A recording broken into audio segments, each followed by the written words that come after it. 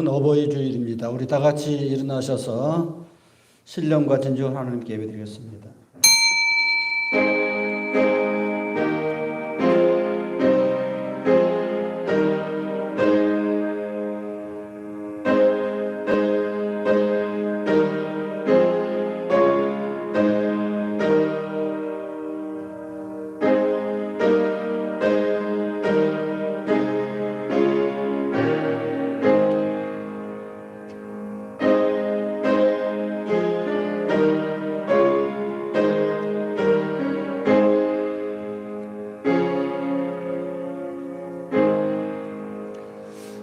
오직 여호와를 앙망하는 자는 새 힘을 얻으리니 독수리가 날개치며 올라감 같을 것이요 다른 박질하여도 곤비하지 아니하겠고 걸어가도 피곤치 아니하리로다. 아멘.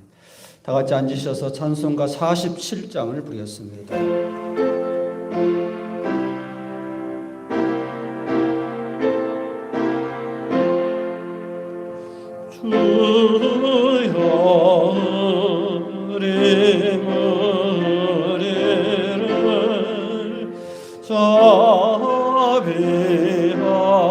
자비하게 여기사 주신 복을 주시고 주의 얼굴 베소서 주의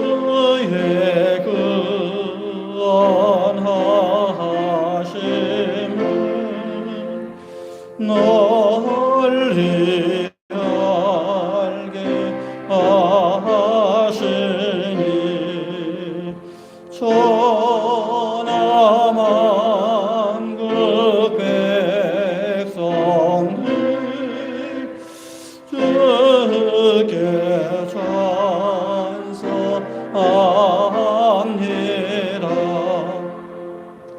주가 다스리시고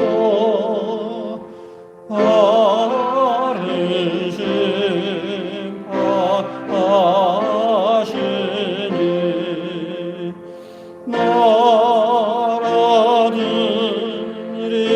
즐기며 기쁜 노래합니다. 땅에 나는 모든 것 주의 크신 은혜니 천하만국 백성들 주께 찬송합니다.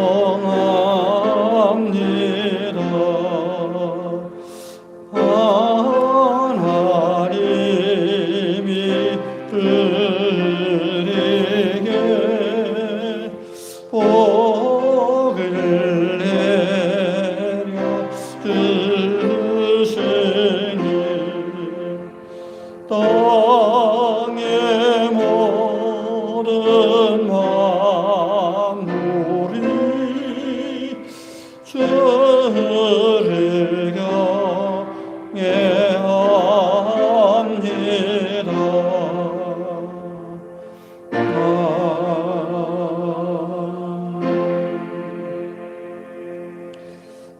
교동문 72번을 교독하겠습니다. 내 부모를 공경하라.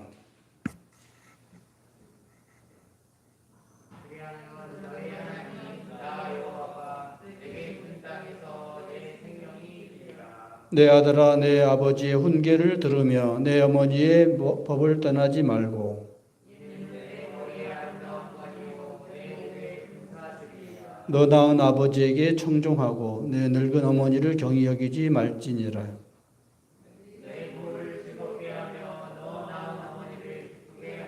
자녀들아 너희 부모를 주 안에서 순종하라. 이것이 옳으니라. 내 아버지와 어머니를 공경하라. 이것이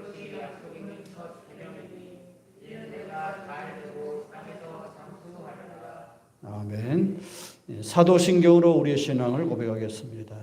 전능하사 천지를 만드신 하나님 아버지를 내가 믿사오며 그의 아들 우리 주 예수 그리스도를 믿사오니 이는 성령으로 잉태하사 동정녀 마리에게 나시고 본디오 빌라도에게 고난을 받으사 십자가에 못 박혀 죽으시고 장사한 지 사흘 만에 죽은 자 가운데서 다시 살아나시며 하늘에 오르사 전능하신 하나님 편에 앉아 계시다가 저리로서 산 자와 죽은 자를 심판하러 오시리라. 성령을 믿사오며 거룩한 공예와 성도와 서로 교통하는 것과 죄를 사하여 주시는 것과 몸이 다시 사는 것과 영원히 사는 것을 믿사옵나이다. 아멘. 찬송가 234장을 부르겠습니다.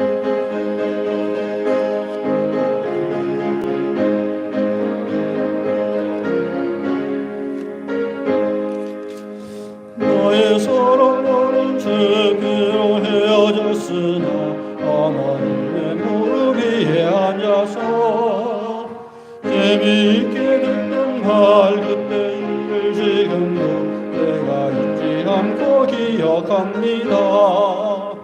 귀하고 귀하다 우리 어머님이 들려주시다. 재미있게 듣던 말이 책 중에 있으니 이 성경심이 사랑합니다. 옛날 용맹스럽던 다니엘의 경험과 그의 이름 다윗의 역사와 주의 손이 엘리야 병거 타고 하늘에 올라가던 일을 기억합니다. 귀하고 귀하다 우리 어머님이 들려주시다. 재미있게 듣던 말이 책 중에 있으니 이 성경심이 사랑합니다. 예수 세상 계실 때 많은 고생하시고 십자가에 달려 돌아가신 일 어머님이 읽으며 눈물 많이 흘린 것 지금까지 내가 기억합니다. 귀하고 귀하다 우리 어머님이 들려주시다. 재미있게 듣던 말이 책 중에 있으니 이 성경심이 사랑합니다. 그때 이름 지나고 나의 눈에 환하오 어머님의 말씀 기억하면서 나도 시시때때로 성경 말씀 읽으며 주의 뜻을 따라 살려 합니다. 귀하고 귀하라 우리 어머님이 들려주시다. 재미있게 듣던 말이 책 중에 있으니 이 성경심이 사랑합니다. 하나님의 말씀은 에베소서 6장을 보겠습니다. 신약성경 315페이지입니다. 1절부터 4절까지 한 절씩 교독하겠습니다. 자녀들아 너희 부모를 주 안에서 순종하라. 이것이 옳으니라.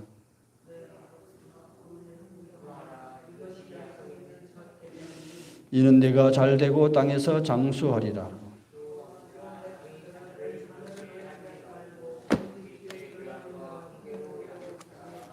아멘.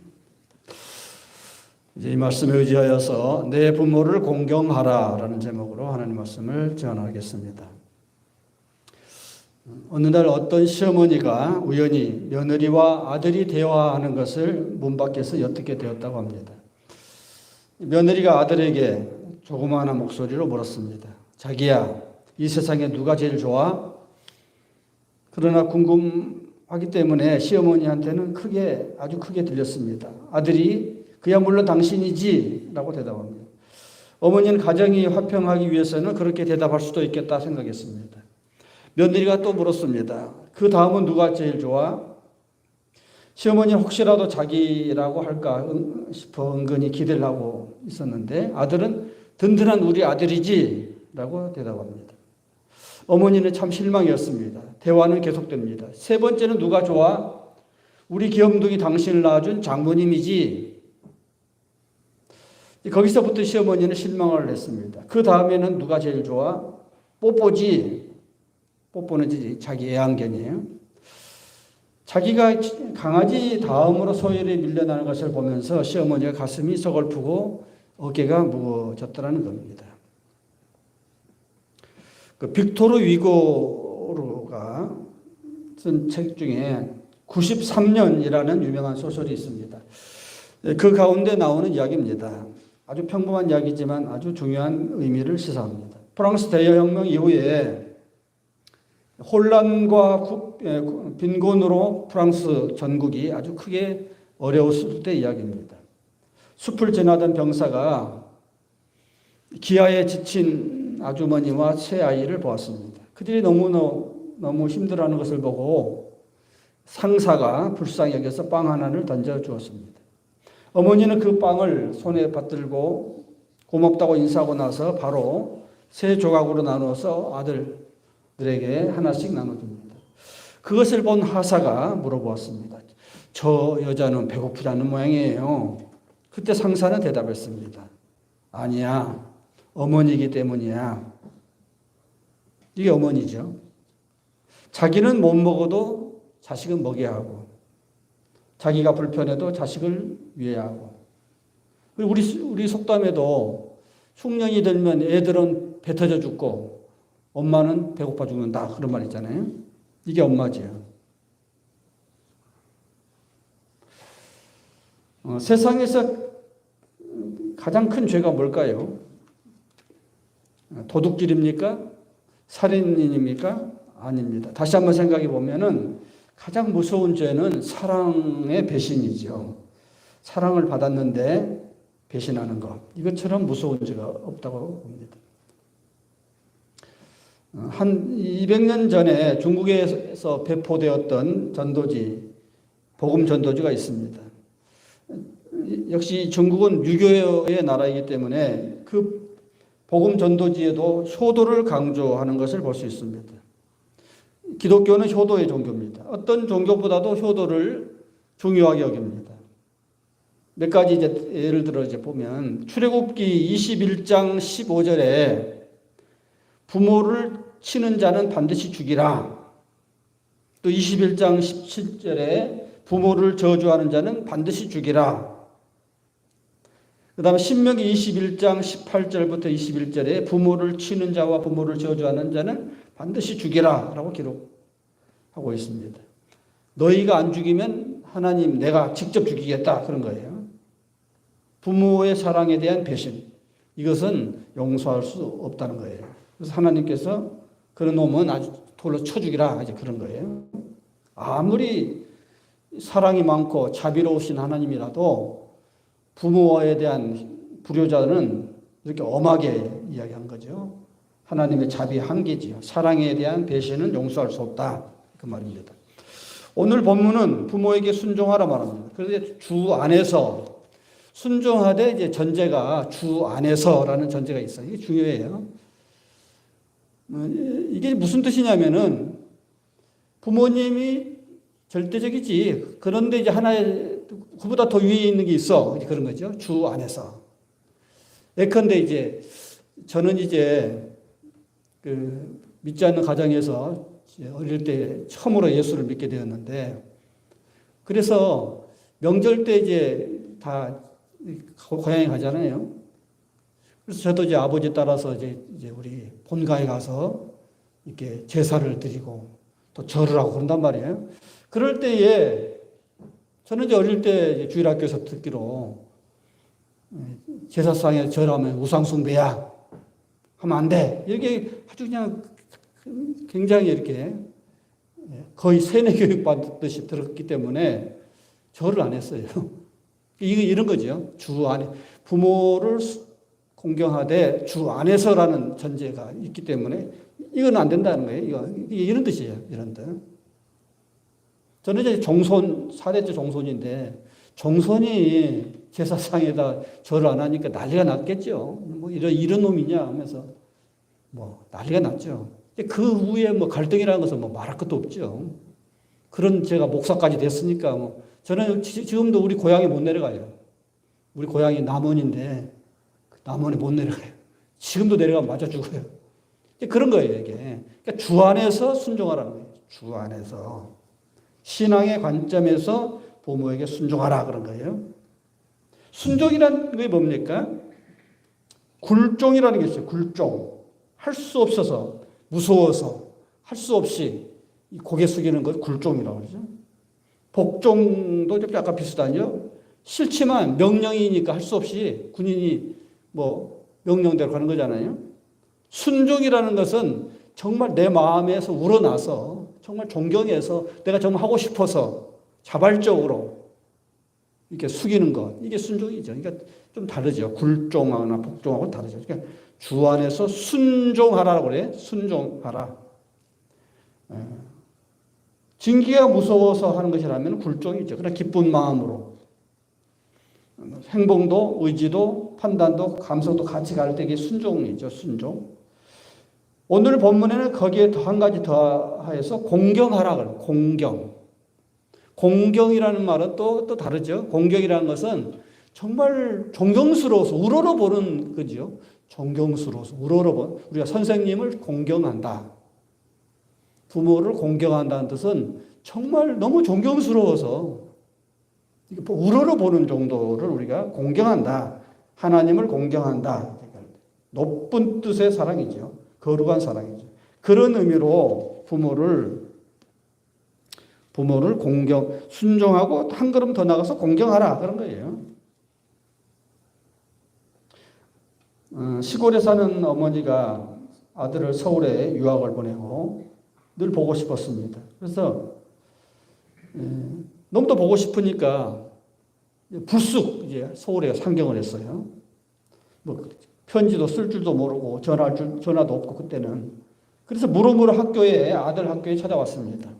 학교 시간이 되어서 아이들이 학교에서 이제 막 쏟아져 나오는데 아들이 여자친구하고 둘이서 손을 잡고 나오는 것을 보고 너무 반가워서 얘야! 하고 이제 불렀는데 여자친구가 저 여자 누구야? 라고 하는 거예요. 그때 이 아들이 하는 말이 저 여자 우리 집 식모야.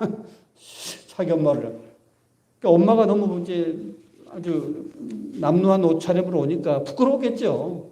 차마 자기 엄마라고 말하지 뭐 우리 집 식모야. 그랬다는 거예요.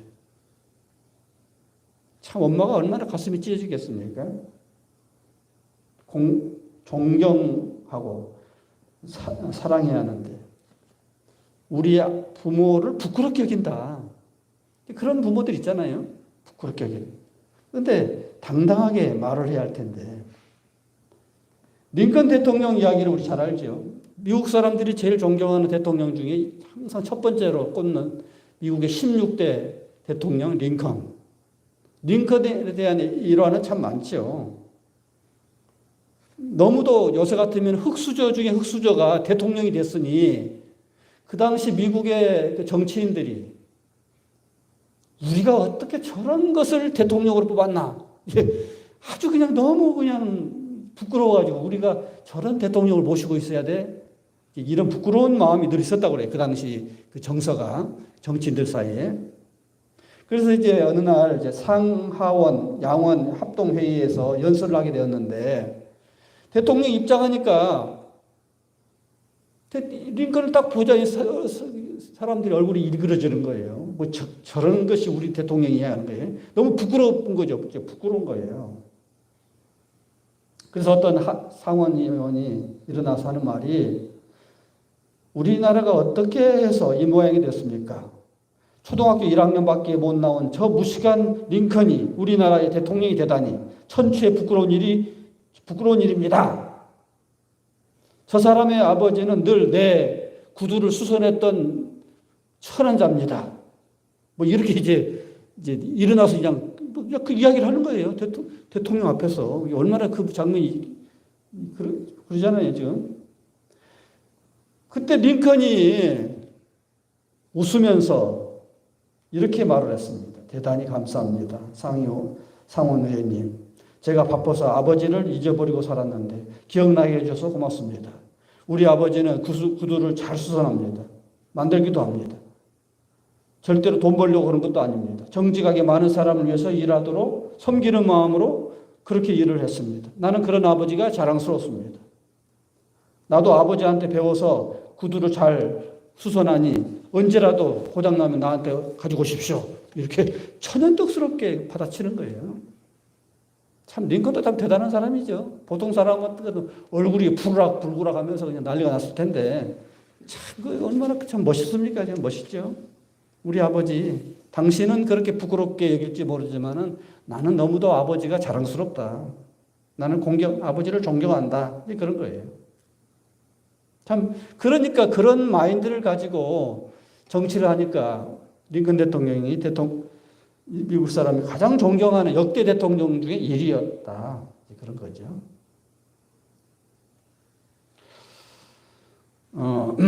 뭐가 효도일까요? 부모님을 자랑스럽게 여기는 것이라고 생각해요. 첫 번째는 이제 링컨 대통령처럼. 물론 이제 세상적인 기준으로 보면 부끄러울 수도 있는 사람도 있겠죠. 그러나 적어도 나를 있게 한 존재. 그죠? 제가 늘 우리 아들들한테도 그래요. 너 엄마 아빠 없으면 니네들 없어. 니네 아들 자식들 없어. 그런 거예요. 그죠? 이건 아주 근본적인 이야기거든요. 근본적인 이야기입니다. 내 존재의 뿌리죠. 부모가 없으면 나도 없는 거고 내 자식도 없는 거지. 아예 없는 거죠. 그러니까 이것은 뭐 상대적으로 뭐 부끄러운 그런 게 아니에요. 이건 절대적인 거죠. 부모를 절대적으로 자랑스럽게 여겨야 한다. 부모를 부끄럽게 여기면 안 된다. 두 번째는 부모님의 소원에 관심을 가져야 한다. 그렇죠? 우리가 아들 자식들 키울 때 얘놈은 어떻게 키울까? 뭘 만들까? 부모가 늘 소망이 참 휘황찬란하잖아요. 휘황찬란해. 저희 부모님은 어릴 때 저한테 늘 너는 판검사 돼야 돼. 늘 그런 소리를 했어요. 저도 이제 뭐 그렇게 똑똑하지는 않았지만 나름은 공부를 했기 때문에 뭐 이제 기대감이 늘 부모들한테 있었어요. 그러니까 그 부모의 그 소망을 이루어드리는 거 이게 참 효도라고 생각하는데 부모의 바라는 바를 늘 뭔가를 하면서 그것에 대해서 그것을 초점으로 인생을 살아드리는 거 이게 소원이라고 생각해요. 미국의 초대 대통령 조지 워싱턴의 예화를 하나 드리겠습니다. 초대 대통령 소년 시절에 꿈이 있었습니다. 그 당시 워싱턴이 살던 당시에 보통 보편적인 꿈은 소년들의 꿈은 또 청소년들의 꿈은 배를 타고 이렇게 세계를 이렇게 누비면서 돌아다니는 거, 항해하는 거 그것이 꿈이었다고 그래요. 그 당시 청소년들의 꿈이 요새 같으면 뱃사람이죠.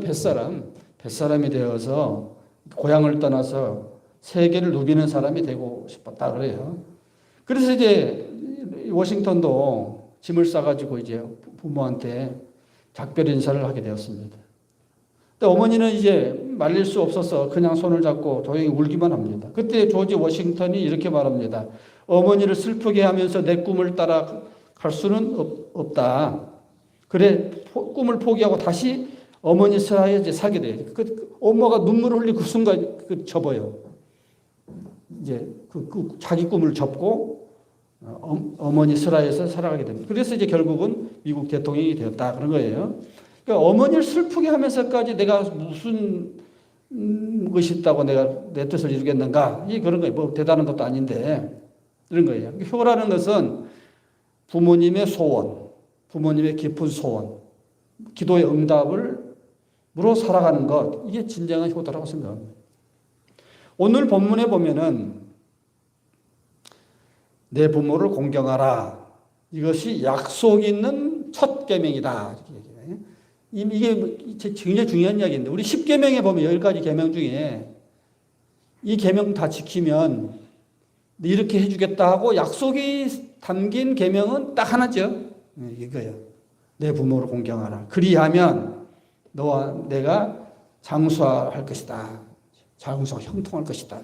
이 약속이 들어가 있죠. 그러니까 약속이 있는 계명이다. 이 계명만 잘 지키면 하나님이 보장한다, 이건 보장한다. 약속을 보장하는 거지. 부모한테만 잘해봐. 너 잘 될 거야. 장수한다는 것은 단순히 오래 산다는 게 의미가 아니고, 그냥 계속 인생이 편안하게 계속 좋게 형통하면서 오래 간다. 그런 뜻이죠. 그런 뜻이에요. 그래서 우리 가만히 보면 그래요. 가만히 보면은 부모한테 잘하는 효도를 하는 자식들이 잘 돼요. 그게 그렇게 돼 있는데 이치가 그렇게 돼 있어요. 그러니까 자식이라는 게 부모의 밑거름으로 되는 거잖아요. 부모의 희생으로. 그러니까 부모한테 잘하면 부모는 아무리 못된 놈도 잘해주고 싶은데 자기한테 효도하는 자식한테 얼마나 잘해주고 싶겠어요? 그러니까 부모의 모든 에너지를 거기다 다 붓고 애정으로 사랑으로 물심양면으로 잘 키우니 그 자식이 얼마나 잘 되겠어요? 그러니까 그렇게 잘 된단 말이에요. 잘 되고 오래 간다. 가만히 지켜보면은 효자들이 세상에 나가서 잘해요. 효자들이. 그러니까 자기 부모한테 잘하는 사람은 어디에서나 잘하죠. 효는 백행의 근본이다 그러잖아요. 그래서 이제 미국의 그 유수한 그런 그 대기업들 중요한 중칙을 맡긴 할 때 뒷조사를 하는데 첫째는 효자인가, 두 번째는 이혼을 안 하고 잘 사는가, 두 가지를 본대요. 두 가지. 그러니까 사람 됨됨이가 부모한테 효도할 줄 아는 인격이 있고 또 조강지처 그야말로 처음에 사랑해서 결혼한 여자와 계속 살면서 행복하게 살아가는 그런 사람이란다면은 그런 사람은 됐다 이 말이에요. 인격이 됐다.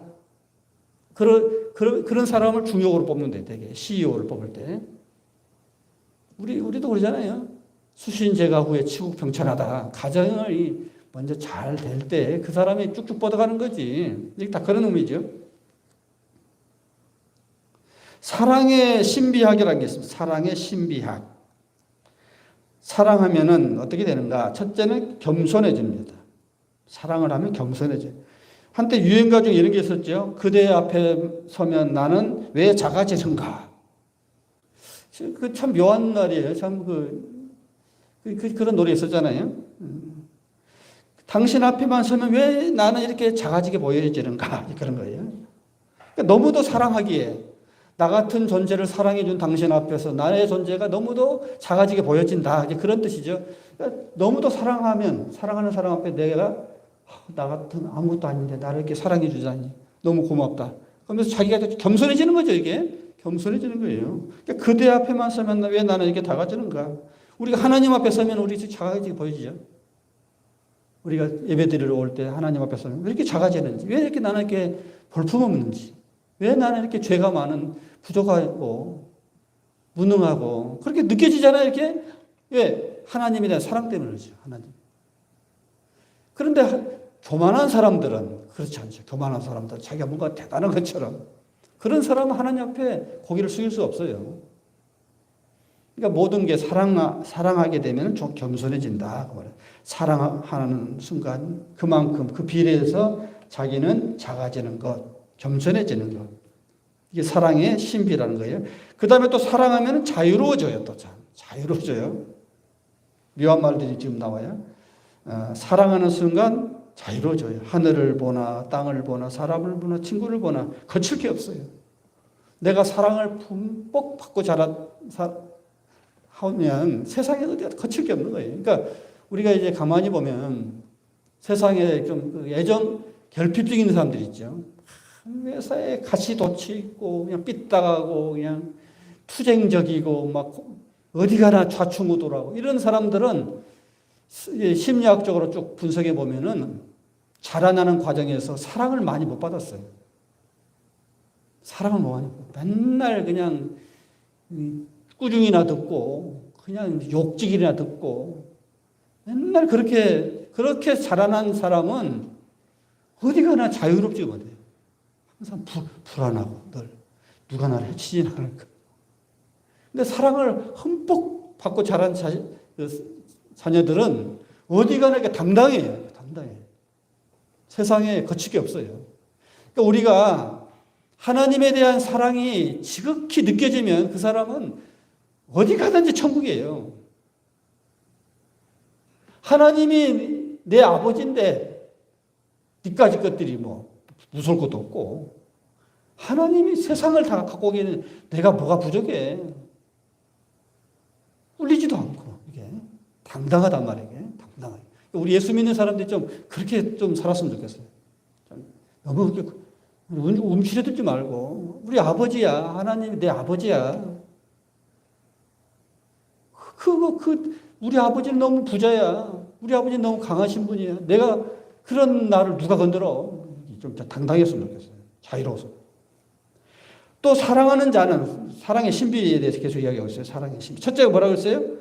사랑하면 겸손해지고, 사랑하면 자유로워지고, 사랑하면은 소망이 보여요. 그러니까 사랑을 많이 받은 사람은 앞날에 대해서 걱정을 안 해요. 소망이 뭐예요? 앞으로 미래에 대한 어떤 바람이잖아요. 바라는 바. 미래가 보여요. 그러니까 내 앞이 지금 미가 깜깜하다 그런 사람들은 지금 마음이 지금 어두운 사람이잖아요. 마음이 어두우니까 얼굴도 어둡고 매사해. 우리 예수 믿는 사람들 그러면 안 되죠. 우리 예수 믿는 사람들은 이미 우리는 천국이라는 것을 염두에 두고 살아가는 존재. 그러니까 결과를 이미 알고 살아가는 사람이잖아요. 우리가 전쟁을 할 때든지 스포츠 경기를 할 때든지 제일 불안한 게 뭐냐? 승패가 어디로 갈까? 내가 패하지는 않을까? 이게 두렵죠. 근데 전쟁에 임하는 병사가 이 전쟁에서 나는 승리할 거야. 살아남을 거야. 그런 확신만 있으면 두려울 게 없죠. 스포츠도 마찬가지고. 그런 점에서 보면 우리 예수 믿는 사람들은 나는 죽어도 괜찮아. 천국 가는데 뭐. 이것처럼 확실한 게 어디 있습니까? 이것처럼. 정말 다른 거 다 필요 없어요. 다른 거. 뭐, 어마어마한 부자도 죽으면 지옥 가면 아무것도 아니고. 뭐, 아무리 이쁜 여자도, 이번에도 강수현 씨인가? 55세에 죽었다는 거잖아요. 참, 크게 예쁜 얼굴을 가진 사람도 꼭 죽는 거잖아요. 그죠? 그러니까 세상에 뭐, 제일 좋아하는 것들 다 가지고 있다 해도 죽고 지옥에 가면 무슨 소용이 있어요? 아무것도 아니지. 그런데, 그래, 나 가진 거 없어. 그래, 나 뭐 아무것도 없어. 그래도 나는 천국 갈 거야. 그것처럼 확실한 게 없잖아요. 우리는 진짜 나는 지금 당장 죽어도 바로 천국이야. 이런 마음만 갖고 있으면은 미래에 대해서 불안할 가능도 없죠. 불안할 가능도 없어요. 물론 세상이 지금 아주 흉흉하죠. 코로나로 인해서 3년 동안 이게 뭔가 할 정도로. 또 세계 경제가 지금 막 엄청 추락하고 있어요, 지금. 그동안 코로나 때문에 막 돈을 어마어마하게 풀어놨는데 그 후유증이에요, 지금 후유증. 미국이 너무 달러를 어마어마하게 풀었거든요, 이번에. 4조 달러를 풀었다고 그래요. 우리나라 GNP의 4배를 풀었어요, 거의. 그러니까 엉뚱하게 그냥 부동산이나 튀고 그냥 자산, 주식이 엄청나게 뛰었는데 지금 막 거두어들이니까 주식이 막 곤두박질하고 있고 우리나라 부동산은 막 이제 떨어지기 일보 직전이고 그러죠. 앞으로 좀 경제가 어려울기는 어려울 것 같아요. 또 요새는 4차 산업혁명이라고 그래서 성장하면 성장할수록 좋은 일자리가 없어져요. 참 이 역설이죠. 역설이에요. 옛날에는 경기가 호황이 되면 일자리가 많이 생겨났는데 지금은 오히려 그렇지 않아요. 경제가 성장하면 성장할수록 좋은 일자리는 없어져요. 이제 옛날에 10명이 하던 일을 이제 한두 명이 하면 돼요. 디지털 혁명 시대는 많은 사람이 필요 없어요. 앞으로는 뭐 AI가, 로봇가 수많은 사람이 할 일을 대체를 하게 돼요. 그런 시대가 와요. 그러니까 사실은 세상적으로 보면 굉장히 미래가 좋지 않아요. 갈수록 어려울 거예요. 갈수록. 지금 젊은 세대들은 부모의 세대들보다 못 살게 되는 시대를 살게 될 거예요. 이게 무슨 말이냐면 우리는 가장 밑바닥에서부터 저는 늘 그렇게 생각해요. 전기도 없는 시대에 태어나서 저는 초등학교 때 전기가 돌았거든요. 시골에서 살아서. 그러다 이게 어마어마하게 발전했잖아요, 지금. 그러니까 아주 못 살던 시대부터 이게 급성장한 시대에 살았기 때문에 어떤 점에서 보면은 지금 베이비 붐 세대가 가장 행복한 세대예요, 사실은. 가장 행복한 세대예요. 점점 잘 살게 됐거든요, 이게. 근데 우리 자녀들은 부모 세대보다 못 살게 될 거예요, 이게. 근데 우리나라만 그러냐? 아니에요. 세계적으로 다 그래요. 세계적으로. 미국도 그렇고 유럽도 그렇고. 부모 세대보다 못 사는 시대에 산다고만 생각하면 돼요. 그러니까 이게 사실은 세계상적으로 보면은 사실 암울해요. 그러나 우리 예수 믿는 사람들은 이 보이는 것을 보고 사는 거 아니잖아요.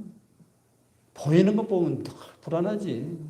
답답하고. 그런데 우리는 어떤 점에서는 꿈을 먹고 사는 사람들이에요.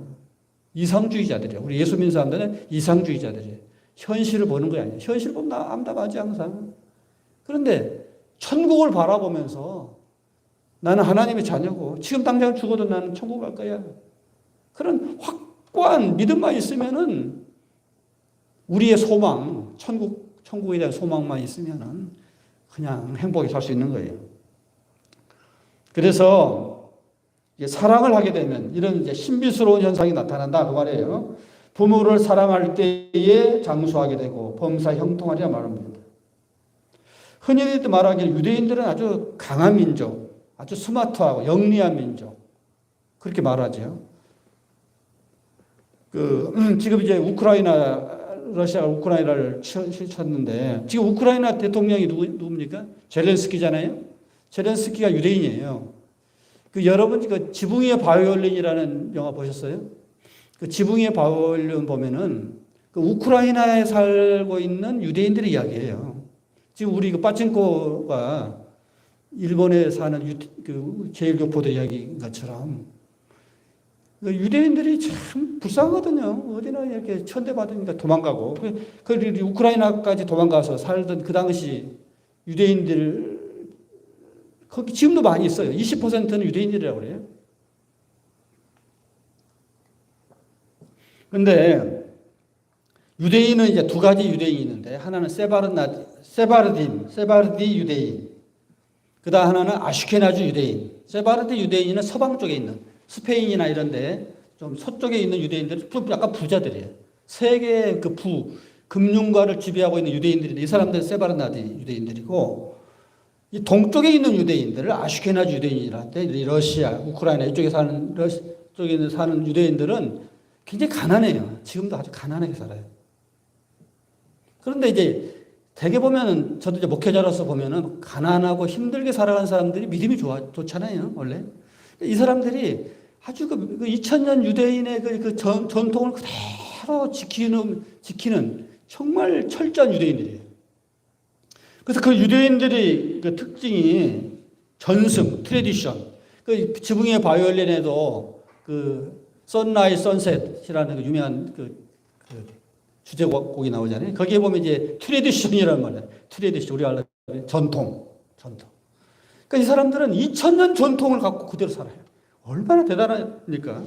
그러니까 그 유대인들을 보면은 이스라엘 국회를 보면은 세계에서 제일 갈등이 많은 그 시끄러운 국회예요. 유대인들이 그 이스라엘에. 그런데 막 옥신각신하죠. 여자가 막 싸우고 그러다가도 이것은 전통입니다. 트레디션입니다. 하면은 그냥 논쟁이 끝나요. 이게 무슨 말이냐면은 이스라엘 사람들은 그 정도로 신앙의 전통 그거를 그대로 유지하기를 원해요. 우리 이제 총회나 노예 가서 보면은 너희도 보면 막 시끄럽거든요. 막 사람이 사는 곳을 아는 갈등이 있으니까. 그럴 때 이제 누군가 법이요 하면 끝나요. 이것은 법이요 하면 그냥 논쟁이 딱 끝나요. 그냥 거기서. 법이라는데 어떻게 해. 그냥 거기서 끝나는 거지. 그런 것처럼 유대인들에게서는 전통, 신앙의 전통이라는 것이 제일 중요해요. 그래서 아무리 뭐 이러쿵저러쿵 말해도 이건 우리의 전통입니다. 라고 갈등이 끝난다는 거예요. 이게 뭐냐니까 부모님으로부터 받은 이스라엘 사람들의 그 교육 중에 밥상머리 교육이라는 게 있어요. 밥상머리. 우리 성찬식 같은 것도 밥상 먹으면서 이렇게 하는 거잖아요. 그리고 이스라엘 사람들은 또 늘 밥상에서 이렇게 유월절 만찬이라 예수님의 그것도 다 밥상머리 교육이잖아요. 이제 밥상에서 2000년 흘러내려온 수천 년 흘러내려온 그 전통을 쭉 자녀들에게 이야기해 주는 거예요. 그 말은 부모님의 교훈이 내 삶의 기준이다. 조상님들의 기준이 나의 삶의 기준이다. 세상에 아무리 갈등이 많아도 이건 전통이다. 우리 부모님들이 우리에게 가르쳤던 그거다. 그러면 이게 논쟁이 끝난다는 거잖아요. 그 정도로 이 사람들은 어떤 원칙을 가지고 살아가는 사람들이기 때문에 세상을 지배할 수 있었다는 거예요. 세상을 지배할 수 있는 그 무서운 힘이 바로 그 정신력, 영적인 그 전통, 그것이 유대인을 지켜주었다 그런 겁니다. 오늘 이제 어버이 주일이잖아요. 원래는 몇 년 전만 해도 어머니 주일이었어요. 그냥 어머니 주일. 그러니까 어머니만 사실은 중요하게 생각했죠. 근데 너무 아버지들이 섭섭하다고 해서 어느 순간에 어버이 주일이 됐는데 원래는 어머니 주일이에요. 어머니 주일. 어머니 주일이 생겨나게 된 유래를 잠시 소개를 하면은 예나 자비스라는 교사가 있었습니다. 목사님의 딸인데 아버지가 돌아가시고 어머니와 함께 둘이 살았습니다. 어머니에게 정성을 다했고 어머니도 그 딸을 위해서 사랑을 베풀었습니다. 그런데 그 어머니, 그 사랑스러운 어머니가 돌아가셨어요. 좀 더 잘해 드릴 수 있었는데, 좀 더 기쁘게 해드릴 수 있었는데, 그 아쉬움 때문에 너무 힘들어서 어머니 생각으로 깊이 기도하는 중에 이런 생각을 하게 됐다는 거예요. 세상에 왜 내 어머니만 어머니냐? 세상의 어머니가 다 어머니다. 주일에 어머니 돌아간 것을 기념하고 우리 교회에서 이제 어머니에게 카네이션을 하나씩 달아드리면서 사랑을 표현하는 어머니 주일을 좀 만들자. 그래서 국회에 이제 소원을 해서 국회에서 통과가 됐어요. 그래서 미국은 원래 다 청교도 기독교 국가잖아요. 그래서 그때부터 어머니 주일이 생겨난 거예요. 1914년 5월에 어머니 주일, 두 번째 주일이 어머니 주일로 결정을 했습니다. 그렇게 해서 그 전통이 계속 흘러내려온 거예요. 1914년 하면 1차 대전이 시작되던 해예요. 그래서 미국에서는 전통적으로 이날을 지금까지도 어머니 주일, 돌아가신 어머니를 생각하자, 어머니에게 받은 사랑을 생각하자 하는 전통이 계속 흘러내려서 어머니 주일이었습니다. 우리 어버이 주일을 맞이해서 우리 부모님들에게 잘하는 여러분 되기를 바랍니다.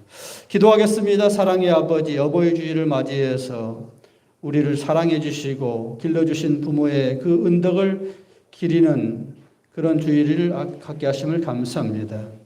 우리 부모님들 늘 건강을 지켜주시고 살아생전에 우리가 늘 효도하는 자녀들이 다 되게 하여 주시옵소서. 우리 주 예수 그리스도 이름으로 기도드립니다. 찬송가 304장 부르시면서 준비하시는 분을 드리겠습니다.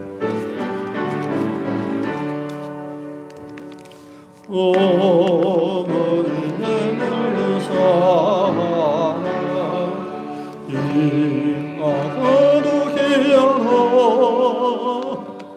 그 사랑이 없나든지 너를 감싸줍니다.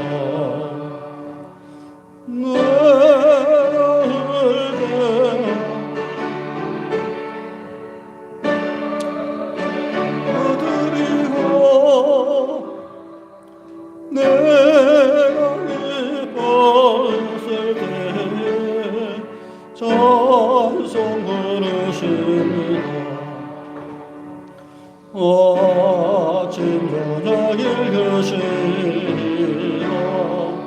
어머니의 성령체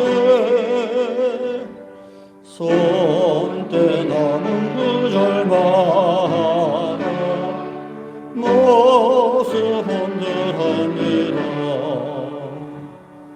믿는 자는 누구든지 영생함으로 누리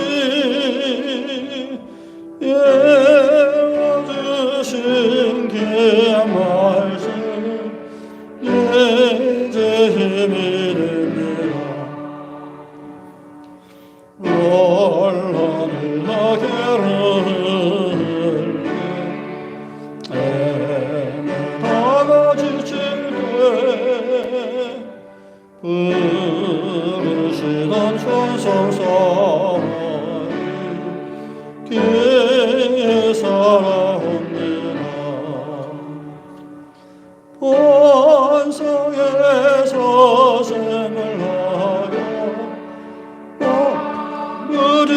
굽히니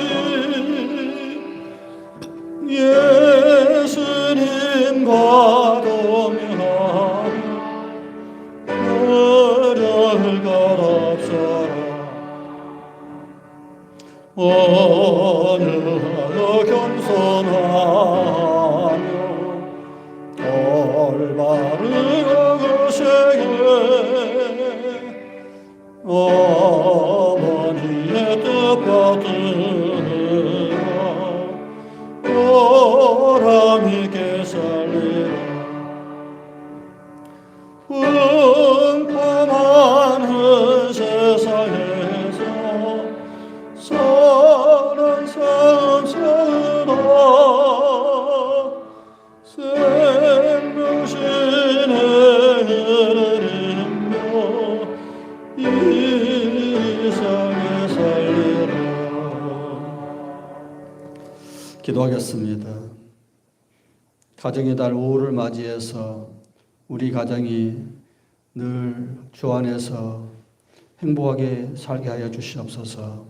늘 자녀들이 부모의 교훈대로 양육되고 또 부모에게 효도하여서 장수의 축복을 받는 가정들이 다 되게 하여 주시옵소서. 베푸신 귀한 은혜를 생각 우리의 정성을 바쳐드립니다. 소득의 11조와 감사금과 주일연금을 드리오니 받지는 손길마다 기억하시고 하늘의 신령과 땅의 기름진 것으로 넘치도록 채워주시옵소서. 이제는 교회의 머리가 되신 우리 주 예수 그리스도의 무한하신 은혜와 아버지 하나님의 극진하신 사랑과 성령의 감동감과 충만하심의 역사가 부모에게 효도함으로 장수의 복을 누리기를 원하는 사랑 모든 교우들 머리 위에 이제와 영원토록 함께 하시기를 간절히 축원하옵나이다.